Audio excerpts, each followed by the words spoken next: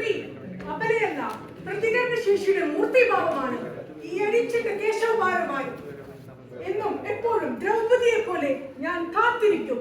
എല്ലാ ധർമ്മങ്ങളിലും, എല്ലാ യുദ്ധങ്ങളിലും, എല്ലാ കുരുക്ഷേത്ര ബുദ്ധി യുദ്ധങ്ങളിലും അവസാന ദുശാസനനും അവസാനിക്കും വരെ. സ്ത്രീ പുരാണങ്ങളിൽ, ഇതിഹാസങ്ങളിൽ, ചരിത്രങ്ങളിൽ, കഥകളിൽ, കവിതകളിൽ, ഭൂമിയിൽ, എന്തിന് സ്വർഗത്തിൽ പോലും ദുരിതങ്ങൾ ഏറ്റുവാങ്ങാൻ മാത്രം വിധിക്കപ്പെട്ടത്. പകിട പകിട പകിട 12 അഷ്ടൈശ്വര്യങ്ങളും അതുല്യ പരാക്രമികളുമായ സഹോദരങ്ങളെ, ചൂതുകളിയിൽ നഷ്ടമായ പാണ്ഡവകുലജാതനായ യുധിഷ്ഠിര, നിനക്കിവിടെ വീണ്ടെടുക്കട്ടെ. പണയം വെക്കാൻ ഇനിയുമുണ്ടല്ലോ നിങ്ങളുടെ ധർമ്മപത്നി ദ്രൗപദി.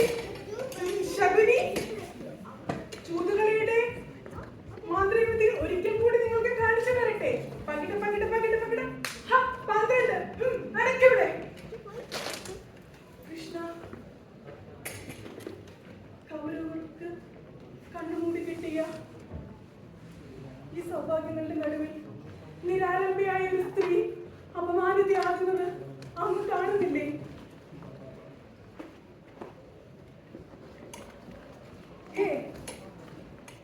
ഒരു സ്ത്രീ എന്നെ അപമാനിക്കാൻ ശ്രമിച്ച ദുശാസന, നിന്റെ ഹൃദയരക്തത്തിൽ കൈമുക്കി എന്റെ ഏഴിച്ചിട്ട് കാർക്കൂന്തൽ കെട്ടിവെക്കുന്ന ദിവസത്തിനായി ഞാൻ കാത്തിരിക്കുന്നു.